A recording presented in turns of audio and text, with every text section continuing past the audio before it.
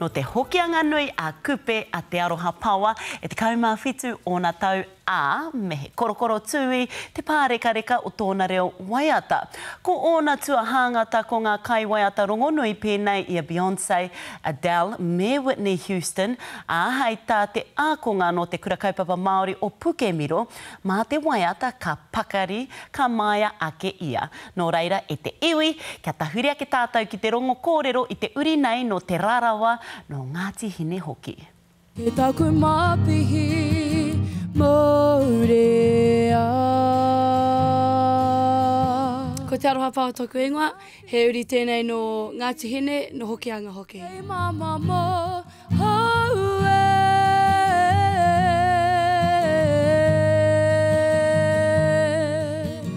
Takuri tō kori kori e.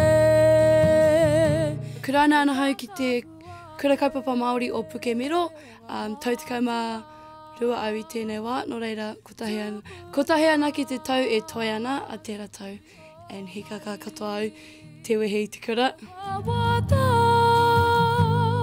he whenua, he whakapapa, he. He mea tēnei ki te hakapakeri i tōku maiatanga, e roto i ngā tau ko pahure ake nei, ko waiohari au ki te waiata e mua i ngā tangata. Ai, no reira, ngā kaunuena hau ki ngā mahi waiata. Ka taia hoki te ruku hohonu ki roto i tētahi kaupapa.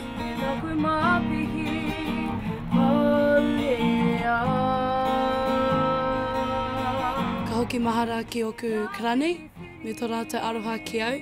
I te mea ko tētahi o ngā waiata e hāngai pū ana ki te pepi, me te aroha o tōna whānau, ki aia, no reira ka hoki mahara ki oku karani.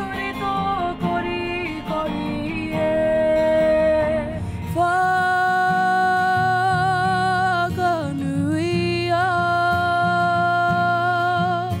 ina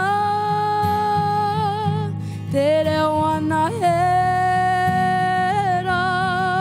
Ko tau ki te kura, ko taku tino hehia, te aru i tērā huarahi o te ture ki te whare wānanga o Waikato. Aihu te pō, no he mihi ki oku mātua, e kaha napi, e kaha poipoi nei au i roto i tēnei au, ai, koe rana he. Te amarama